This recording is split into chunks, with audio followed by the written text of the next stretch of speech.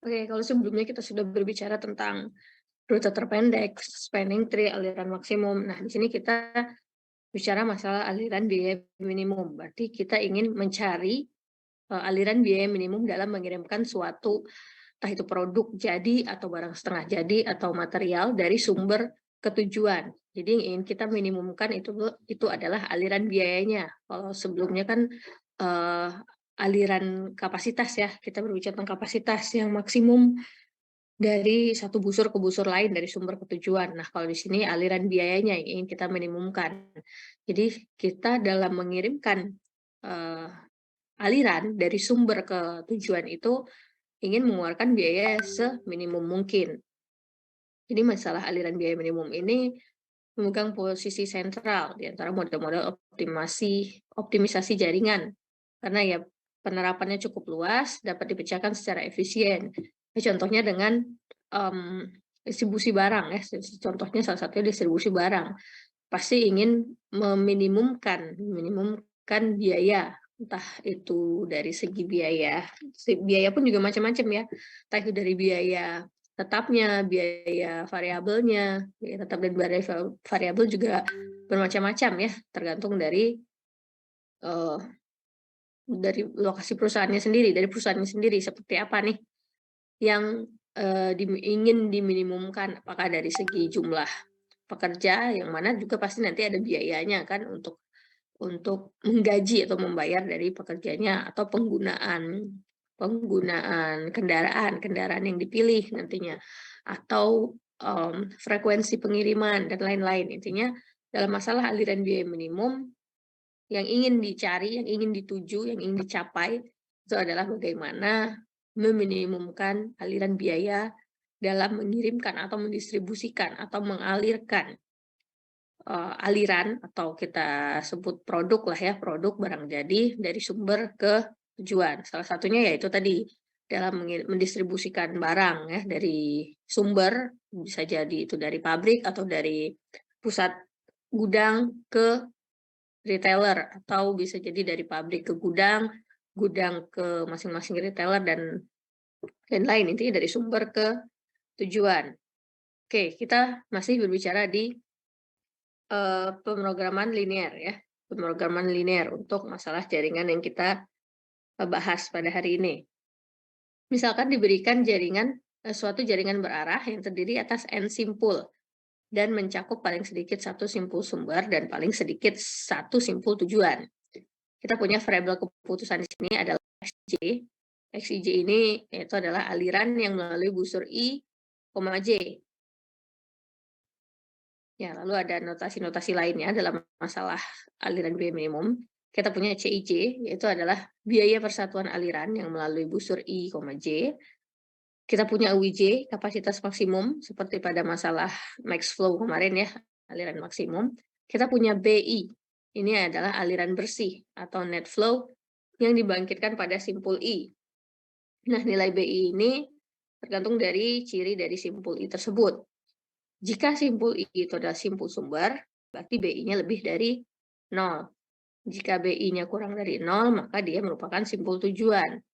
Dan sama 0 jika simpul I adalah simpul antara atau simpul transshipment, tempat transit gitu ya. Jadi kalau dalam pengiriman tidak langsung, jadi dari sumber akan ke titik transshipment tadi, simpul transshipment tadi. Dia akan ke titik tersebut, lalu baru mengirimkan lagi ke tujuannya. Nah, di situ tidak ada aliran bersih, karena berapapun barang yang masuk ke dalam titik transit tersebut, maka dia nanti pasti akan keluar lagi dari titik transit tersebut, akan dikirimkan ke titik tujuannya. Seperti itu. Ya, ini tujuannya dari masalah aliran biaya minimum, yaitu adalah meminimumkan biaya total pengiriman aliran dari simpul sumber ke simpul tujuan melalui jaringan untuk memenuhi permintaan yang diberikan.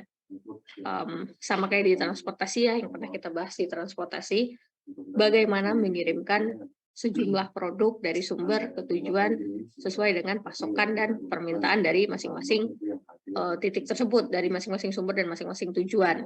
Nah, kalau kita masalah jaringan, kita buat simpul sumber dan simpul tujuannya itu menjadi satu ya. Jadi kita punya satu simpul sumber dan punya satu simpul tujuan. Kalau pada masalah nyata kita punya lebih, nah itulah kemarin kita bicara tentang simpul sumber super dan tujuan super. Nanti kita gunakan busur-busur semu dan sumber semu dan tujuan semu atau super. Kalau untuk sumber dan tujuannya kita sebut super ya.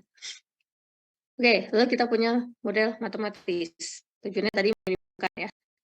Ini minimumkan biaya total. Tadi kita punya CIJ adalah biaya tadi jika kita melewati rute tersebut ya dari titik I ke titik J. Kita punya XIJ tadi adalah banyaknya aliran ya melalui busur I, J. Lalu di sini kita juga lihat XIJ sigma XIJ kurang XJI sama dengan BI. Di sini total aliran yang bergerak dari I ke J jika dikurangi dari total aliran dari J ke I itu sama dengan BI. Nah, BI ini tadi nilainya sudah kita ketahui ya. Jika dia simpul sumber, dia akan lebih dari 0. Kurang dari 0 dia tujuan, kalau nilainya 0 dia akan dia berupa simpul antara atau transshipment.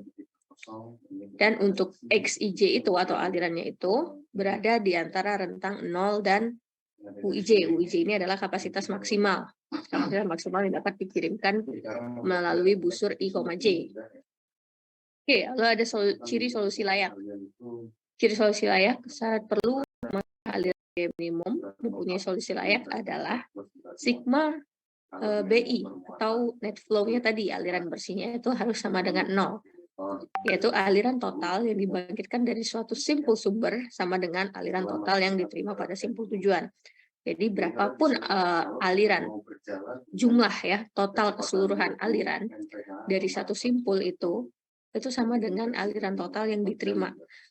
Misalnya waktu di transportasi kita punya sumber punya pasokan ya, terus kita punya pasokan di sumber itu sebanyak 100. Nah, itu pasti akan sama dengan total dari permintaan di masing-masing tujuan, pasti juga akan sebanyak 100. Makanya di sini jumlah dari total dari aliran bersih itu sama dengan 0. Jika totalnya sama dengan 0 untuk aliran bersihnya, maka itu merupakan solusi layak ya dari masalah aliran biaya minimum. Lalu gimana kalau terjadi dan kelebihan permintaan? Nah, disinilah kemarin di awal-awal kita bicara tentang adanya tujuan super, sumber super yang menggunakan busur-busur semu dalam menambahkan simpul sumber maupun simpul tujuannya jika terjadi entah itu kelebihan pasokan atau kelebihan permintaan. Dengan biayanya itu biaya CIJ-nya sama dengan 0. Karena kita cukup menambahkan secara ilustrasi dan secara model, tetapi untuk biayanya tidak kita perhitungkan. Karena kalau kita beri dia biaya sebesar lebih dari 0, otomatis nanti akan masuk dalam perhitungan total biaya, yang mana itu tidak kita inginkan ya. Kita kan ingin meminimumkan total biaya. Oke, lalu juga solusinya pasti berupa bilangan bulat. Ya, untuk masalah aliran biaya minimum, tiap BI dan UIJ adalah bilangan bulat. Maka semua variabel basis dalam tiap solusi basis layak, termasuk solusi optimal, mempunyai nilai bilangan bulat. Ya, paham ya bilangan bulat itu seperti apa? Bukan bilangan yang mempunyai desimal ya, intinya seperti itu. Ini juga ada kasus batas bawah atau lower bound ya, lower bound. Jika suatu kapasitas suatu busur I, J mempunyai batas bawah LIJ, maka batas bawah dapat dihilangkan menggunakan substitusi berikut. X-nya kita ganti X-aksen IJ ditambah LIJ. Ini tadi adalah batas bawahnya. Batas bawahnya biasanya kita definisikan dengan 0 ya. Nanti akan bertambah tergantung dari masing-masing aliran, dari masing-masing kapasitas aliran di tiap busur. Ya, ini batas atasnya tinggal kita kurangkan UIJ tadi, yaitu batas atasnya atau kapasitas maksimalnya tadi, kita kurangkan dengan batas bawahnya. Lalu untuk aliran bersih pada simpul I, BI dikurang LIJ, lalu pada simpul J kita tambahkan BI dan LIJ-nya. Ya, seperti ini. Kita punya titik I dan titik J. Kita punya BI ya, aliran bersih pada titik I, dan aliran bersih pada titik J. Kita punya batas bawah, batas atasnya. Di sini ada L, ada U. Dan kita punya C. CIJ tadi adalah total biaya. Kita lihat di sini, untuk titik awal, ya di sini aliran bersih pada simpul I, BI dikurang LIJ. Ya, BI-nya kalau di awal, biasanya BI-nya itu bernilai lebih dari 0 ya, karena dia merupakan sumber. Di akhir, dia sini kita tambahkan dengan lower bound-nya. Sehingga nanti untuk batas atas, batas bawahnya, di sini ada 0, UIJ tadi, kapasitas maksimum, kita kurangi dengan batas bawahnya. Lalu juga ada XIJ, aliran yang mengalir di busur IJ ini ya. Oke, ini contoh masalah aliran biaya minimum. Kita punya 5 simpul. Kita punya 5 simpul di sini. Dari masing-masing simpul kita punya di sini. Yang di kiri ini adalah biaya, di kanan kapasitas. Kapasitas aliran dari busur simpul 1 ke simpul 4 ya. Berarti biaya pengiriman dari simpul 1 ke simpul 4 itu sebanyak 9 ya. 9 satuan. Dan kapasitas yang dapat dialirkan maksimal dari titik 1 ke titik 4 itu tak terhingga. Nah, berarti untuk 1 ke 2, biayanya 2, maksimalnya 10, dan seterusnya ya. Kita lihat sini arahnya dari mana ke mana ya. Ini 1 ke 3, 2 ke 3, 3 ke 5, dan seterusnya. Nah, yang tanda kurung siku ini adalah B. B tadi ya, net flow, aliran bersih dari titik I tersebut. Berarti ini B1 50. Berarti lebih dari 0 dia adalah sumber. Di sini B2 40, berarti dia juga merupakan sumber. B4, sini kita punya negatif 30.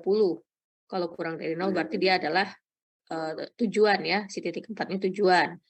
Lalu titik 5 juga merupakan tujuan. Titik 3 nilai B-nya 0, berarti dia adalah titik simpul antara atau transshipment tadi.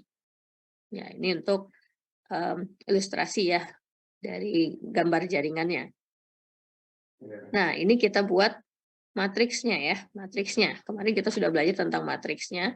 Kita lihat yang saling berhubungan dari titik mana ke titik ke simpul mana ya. Sorry, dari simpul mana ke busur mana. Oke, di sini kita lihat X12 berarti dari 1 ke 2 ya. Sorry, 1 ke 2. Ini busur yang menghubungkan titik 1 ke 2. Hubungannya ke simpul 1. Simpul 1 ini 1. Titik 1 ke 2 karena dia merupakan titik awal. Ini sudah kita pelajari ya sebelumnya di matriks adjacency dan matriks incidence ya, bagaimana menentukan membuat matriksnya, matriks biayanya. Nah, yang di atas ini adalah biaya-biaya yang dikeluarkan jika busur tersebut kita lalui. Sama dengan B, ini B-nya ya, ini B1, B2, B3, dan seterusnya dari masing-masing simpul. Kita punya 5 simpul dan punya 7 busur. Nah, batas atasnya di sini kita punya 10, tak hingga 80, dan seterusnya ya. Sesuai dengan gambar. Lalu ciri model pemrograman linear dari masalah aliran biaya minimum ini, tiap variabel tepat mempunyai 2 koefisien tak nol, yaitu +1 dan -1. Ya, seperti pada tabel ini ya, matriks ini. Struktur ini merupakan ciri dari masalah aliran biaya minimum dan memberikan implikasi pada ciri solusi bilangan bulat. Terdapat satu pembatas yang berlebihan atau redundant dan mempunyai n-1 variabel basis.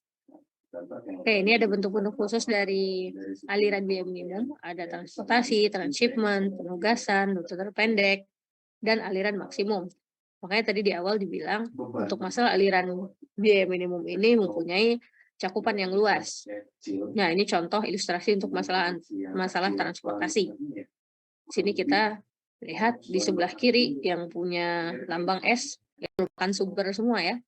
Karena kita lihat nilai BI-nya yang di dalam kurung siku ini dia bernilai positif. Yang di sebelah kanan sini dia bernilai negatif, pasti dia merupakan titik tujuan semua. dan dia punya kapasitasnya tak hingga, tidak ada batas atas untuk aliran yang dapat melalui busur busur I ke busur J, simpul I ke simpul J ya. Tidak ada batas atasnya tak hingga, jadi berapapun bisa dikirimkan. Seperti itu. Tergantung dari jumlah pasokan dan jumlah permintaan dari masing-masing titik. Ini sudah kita pelajari di OR1 kemarin ya, masalah transportasi, transshipment. Nah, transshipment di sini bedanya dengan masalah transportasi tadi, kita punya titik tengah ini, simpul antara atau simpul antara tadi ya.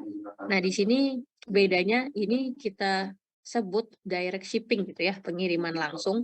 Jadi langsung dari sumber langsung ke tujuan. Misalnya ngirim produk dari gudang dari pabrik langsung ke retailer seperti itu. Jadi contoh masalah transportasi. Kalau masalah transshipment kita punya titik T ini tadi.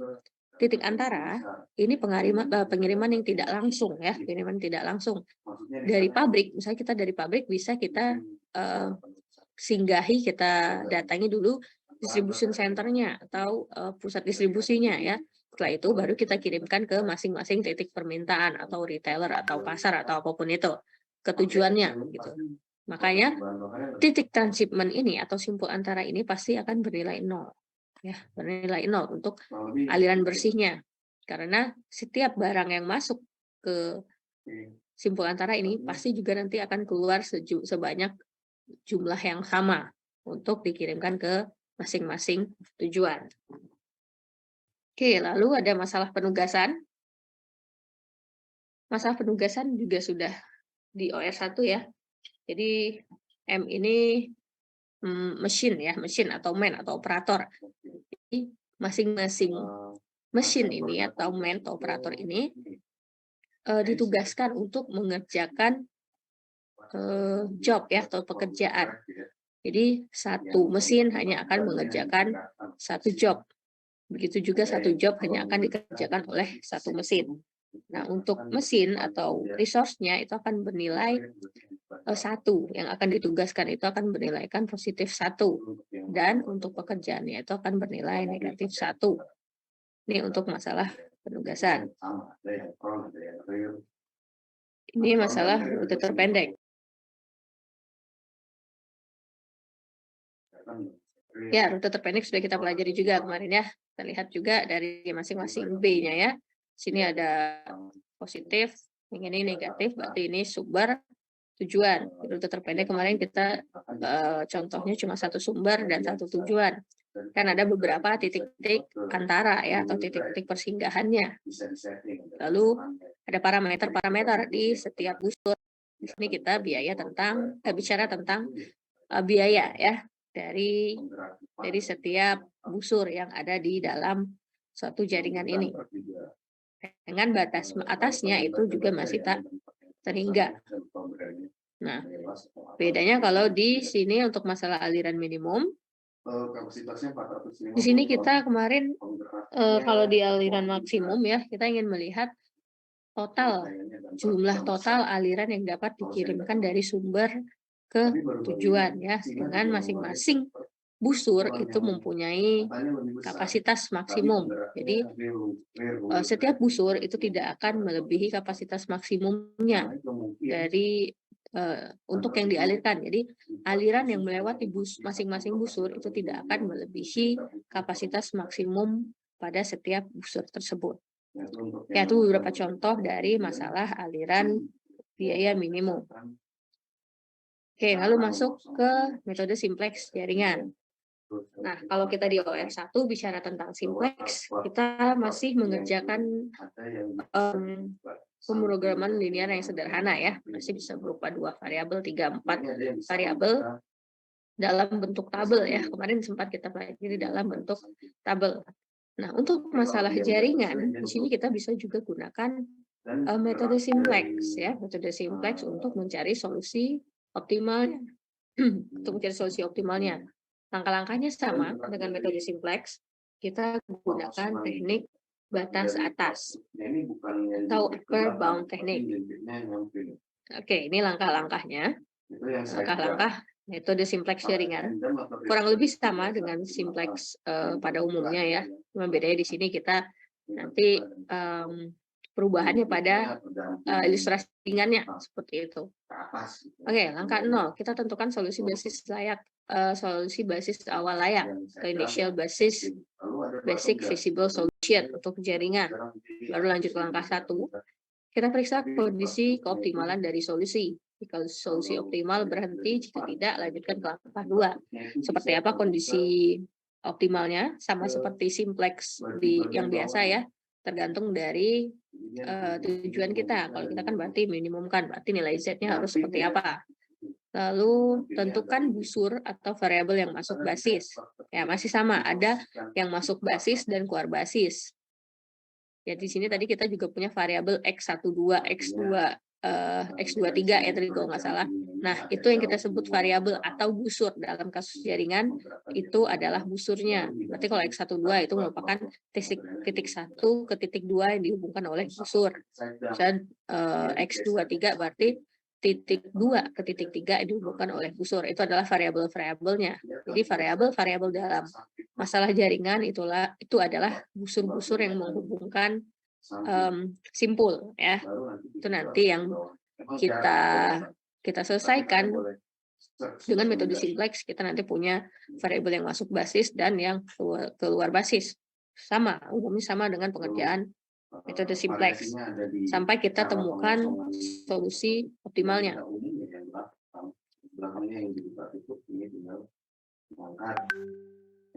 Oke ya, ini teknik batas atas ya. Teknik batas atas merupakan teknik yang efisien untuk menangani pembatas kapasitas busur. Jadi perlu kita inisiasikan batas atasnya tadi ya, batas atas untuk masing-masing kapasitas busur. Ya, ini nanti ada teknik-tekniknya. Kemarin saya tidak jelaskan di kelas sebelumnya. Untuk teknik-teknik pencarian solusi dengan metode simplex jaringan. Ya, ini contoh ilustrasi untuk teknik batas atas. Di sini kita punya jaringan ya. Di sini kita punya biaya untuk masing-masing busur dan punya kapasitas maksimum untuk masing-masing busur. Nah, di sini contohnya dari titik 1 ke 4. Atau ini X14, berarti ini kita sebut X14 ya. Kita punya variabel X14 dengan biayanya sebesar 9 dan kapasitasnya tak terhingga. Jadi aliran yang bisa dialirkan dari titik 1 ke 4 itu tak terhingga. Misal X12, ini dari titik 1 ke 2, itu menjadi variabel keluar basis dan mencapai batas atasnya 10. Ini udah sampai batas atasnya 10. Berarti X12 dengan 10 dikurang X21. X21-nya di sini 0 sebagai variabel basis karena dia tadi sudah penuh, sudah mencapai batas atasnya, berarti arahnya sekarang kita balik ya, kayak di max flow kemarin. Di max flow kemarin kan kalau dia udah penuh, udah mencapai maksimum, terus arahnya kita balik, dia kembali menjadi 0 untuk batasnya ya.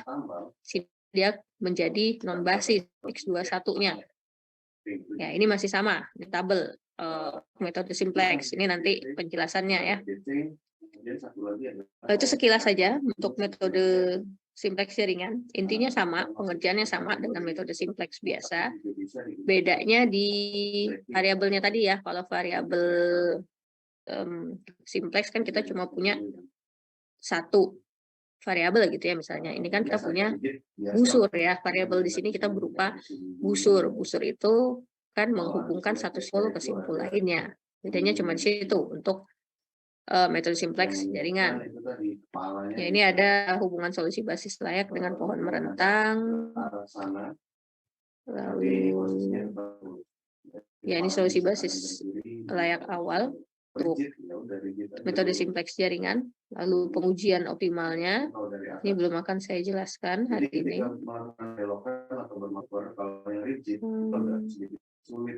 Ya, ini keluar masuk ya. Tadi kita sesuai dengan langkah-langkahnya. Langkah pertama kita cari solusi basis layak awal, terus kita cek yang keluar masuk basis ya. Basis dulu ya, kita lihat variabel mana yang masuk basis. lalu variabel mana yang keluar basis, kita cari solusi optimal baru, sampai kondisi algoritmanya berhenti ya, seperti apa nanti dia berhenti, sehingga diperoleh solusi yang optimal. Oke, ini untuk masalah biaya minimum. Ada masalah jaringan proyek. Sebentar.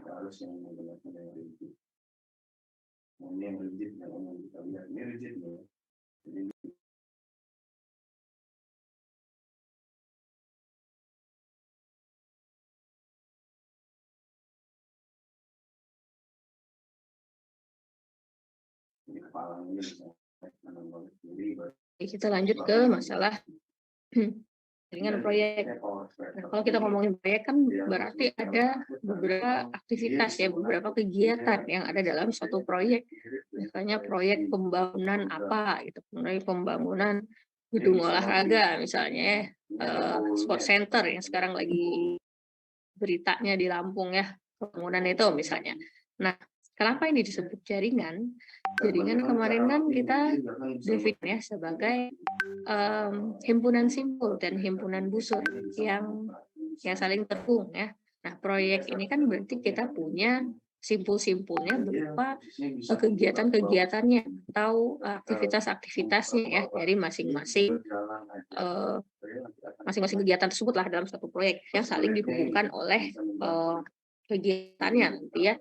Jadi misalnya dalam pembangunan gedung olahraga tadi, misalnya kita punya, kita harus desain dulu, kita harus cari pekerja dulu, kita harus pesan bahan baku dulu, kita nanti baru bisa kita ngerjain membangun gedungnya, bisa seperti itu ya. Nah, inilah nanti dia disebut dengan jaringan, karena antar kegiatan tersebut itu saling terhubung untuk mencapai tujuannya, yaitu membangun gedung misalnya tadi. Nah, makanya dalam jaringan proyek pun kita juga punya metode ya dalam mencari solusinya untuk memecahkan masalah jaringan proyek. Nah, di sini kita punya dua. Yang pertama CPM atau Critical Path Method dan PERT, Project Evaluation and Review Technique. Oke, struktur jaringan sendiri dari masalah jaringan proyek. Sini ada event on node network dan activity on node network. Nah, ini ada contohnya. Jadi, event on node network ini kita punya satu jaringan ya. Jaringan proyek di sini. Jadi di masing-masing titik ini, masing-masing node ini, kita punya event atau kejadian. Misalnya ini tadi kita ngomongin masalah pembangunan gedung, misalnya tadi ya. Gedung. Jadi di masing-masing simpul ini itu adalah kejadian-kejadian yang saling berhubungan untuk mencapai tujuannya tadi, yaitu bangun gedung gitu ya. Lalu ada activity on node network. Jadi di tiap titik itu kita juga punya aktivitas-aktivitas. Misalnya kalau bangun rumah ya misalnya ya, kita harus pesan bahan baku, terus misalnya ngaduk semen lah, terus ngapain lagi lah gitu ya untuk kerjain aktivitas bangun rumah tadi, misalnya masang bata, ngecat dan lain-lain seperti itu ya. Nah, di sini dari masing-masing aktivitas ini dihubungkan di sini nanti ada durasi waktunya. Misalnya kita ingin meminimumkan waktu dalam membangun proyek pembangunan rumah misalnya ya. Kita pasti pengen cepat ya kalau dalam bangun gitu-gitu, bangun suatu bangunan misalnya, kita pasti pengennya cepet ya. Kayak kita bangun gedung di ITERA deh, kayak kampus lagi bangun gedung baru kan itu kerja target lah istilahnya, kan pasti kita pengen cepet jadi gedungnya gitu ya biar bisa cepat dipakai. Nah, dari masing-masing kegiatan ini kita lihat kegiatan mana yang harus dilakukan terlebih dahulu yang memberikan waktu total durasi waktu nantinya yang lebih minimum, dengan memperhitungkan kegiatan satu dan kegiatan lainnya itu saling terhubung secara langsung. Jadi nggak mungkin kita misalnya kita nggak mungkin ngecat dulu dong sebelum kita buat dindingnya misalnya gitu. Otomatis kita harus bangun temboknya dulu baru bisa ngecat temboknya seperti itu kan. Nah, itu dan nanti perlu dilihat ada immediate predecessor namanya gitu ya, ada pendahulunya secara langsung yang pasti harus terlibat. Kalau yang mana?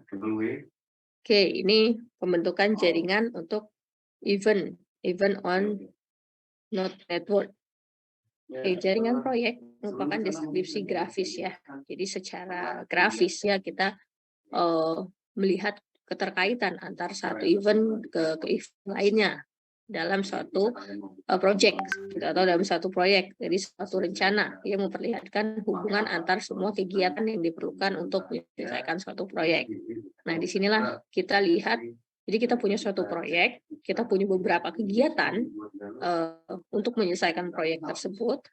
Di sini kita ilustrasikan secara grafis bentuk dalam jaringan proyek untuk mempermudah kita ya dalam menentukan mana ini yang harus kita lakukan terlebih dahulu, terus mana kegiatan mana yang harus bisa kita minimumkan waktunya atau kita percepat pengerjaannya untuk dapat menyelesaikan proyek tersebut dengan waktu yang kita inginkan ya, seperti itu. Jaringan terdiri dari atas busur-busur berarah yang menghubungkan tiap pasangan simpul. Ya, ini event node ya. Elemen yang mengkonsumsi waktu dari jaringan disebut aktivitas. Simpul ini dinyatakan dengan lingkaran atau kotak menunjukkan kejadian. Ya, ini kalau di jaringan proyek ya. Nah, ini representasi dari kejadian dan aktivitas. Oke, ini kita punya simpul I, simpul J dihubungkan dengan busur. Di sini ada A, ini berarti kita punya aktivitas di sini ya. Hubungan ketergantungan, precedence relationship. Ya, pada ilustrasi yang di bawah, kita lihat. Kita punya simpul I, simpul J, simpul K. Dan kita punya busur. Ini busur 1, busur 2. Bisa kita seperti itu ya. Sini aktivitas IJ itu mendahului aktivitas JK. Berarti sebelum kita melaksanakan aktivitas JK, kita harus menyelesaikan aktivitas IJ dulu. Nah, ini nanti tergantung dari permasalahannya. Selama apa dia menyelesaikan aktivitas IJ tersebut sebelum dia mengerjakan aktivitas JK. Oke, ini contoh. Ini penggambaran hubungan ketergantungan tadi. Aktivitas J mengikuti aktivitas B dan C. Ini ya. Oke, ini pernyataannya salah. Di sini yang benar, aktivitas E itu mengikuti aktivitas B, tetapi tidak mengikuti aktivitas C. Karena ya di sini bisa kita lihat ya dari busurnya, dari arahnya itu ya, arahnya kemana ya. Nah, ini contoh. Misal kita dikasih satu project ya, project kita harus menyelesaikan project dengan beberapa aktivitas. Nah, aktivitas ini kita namakan dengan ini ya, A, B, C, D, E, seterusnya ini deskripsinya. Masing-masing aktivitas itu punya durasi pengerjaan. Misalnya aktivitas A, durasi kerjaannya sama 5 hari, durasi kegiatan B, aktivitas B itu 3 hari, dan seterusnya. Nah, yang paling kanan ini, kita punya immediate predecessor, atau pendahulu langsungnya. Kita lihat, kegiatan A, aktivitas A, tidak ada kegiatan pendahulunya. Berarti dia merupakan kegiatan awal ya, sebelum memulai kegiatan yang lain, ini adalah kegiatan pertama yang dilakukan. B juga tidak punya kegiatan pendahulunya, berarti dia dikerjakan di awal. Dan C juga ya. Lalu kita lihat ke aktivitas D. Aktivitas D dengan deskripsinya seperti ini, build assembly 1 dengan durasi 7, dia punya immediate predecessor-nya A. Berarti setelah mengerjakan A, kita mengerjakan D. Atau gini deh, sebelum kita mengerjakan D, kita mengerjakan A. Nah, di sini kita lihat di gambar. D, ini kita punya A. Tadi A di awal ya, A, B, dan C ya. A, B, dan C. D itu dikerjakan langsung setelah A selesai. Nih, D itu setelah A selesai. Lalu selanjutnya B itu E itu pendahulu langsungnya adalah B ya. Kita lihat B tadi nih. Berarti setelah B langsung kita punya E dengan durasi 10. Lalu tadi F immediate predecessor-nya kita punya D dan E. Jadi sebelum F, mana F? Ini F. Kita punya D dan E. Berarti F ini sebelum kita kerjakan, kita harus mengerjakan D dan E terlebih dahulu. F. Lalu ada G. G itu B dan C. B dan C. Ini kita punya B, ini kita punya C. Berarti kita ke G ya. Ke G. Nah, ini ada semu ya, busur semu lagi ya. Kita ngomongin busur semu lagi karena dari sini tadi dari B tadi tidak ada yang langsung ke G ya. Jadi karena B ke E dulu, lalu kita tambahkan busur semu untuk menghubungkan dia supaya dia terhubung ke G. Lalu H itu dari F dan G ya, H dari F dan G, I dari H. Sehingga dari contoh ini kita peroleh masalahnya secara tabel dengan durasi yang sudah diketahui dan pendahulunya diketahui juga atau titik sebelumnya diketahui. Saya gambarkan jaringannya seperti yang di bawah ini ya, dengan masing-masing kode ya, tadi nama-nama aktivitasnya dan masing-masing durasinya yang berupa angka ini. Ya, ini cukup sampai menggambarkan jaringan ya. Ini untuk perhitungan waktunya. Ada earliest possible time, ada latest. Ini untuk penghitungan total waktunya nanti ya. Nah, ini untuk masing-masing aktivitas tadi dihitung start dan finish-nya ya, slack-nya, critical path-nya seperti apa. Ini ada estimasi waktu, asumsi. Ya, nanti ada rata-rata dan variansi dari setiap aktivitas untuk menghitung total aktivitas dalam suatu proyek ya, suatu proyek, entah proyek apapun itu nanti akan dihitung total waktu keseluruhan dalam menyelesaikan suatu proyek. Oke, materinya cukup sampai situ untuk masalah jaringan ya. Untuk masalah jaringan, karena saya ingin menyamakan dengan kelas sebelumnya, jadi agak rata materi yang saya berikan. Jadi untuk selanjutnya, untuk penjelasan selanjutnya saya lanjutkan di minggu depan kita sesuai jadwal seperti biasa. Sesuai kelasnya saya lupa ya, disesuaikan aja ya. Rabu pagi, siang, Kamis siapa aja saya lupa. Kita seperti biasa minggu depan dan kita kuliahnya offline ya. Minggu depan kita kuliahnya offline. Saya sudah dapat ruangan. Nanti saya kabarkan lagi untuk ruangannya di grup. Minggu depan kita lanjut offline. Materi hari ini cukup sampai sini ya, karena tidak banyak. Saya cukup pengenalan dulu aja. Nanti untuk pendalamannya di minggu berikut.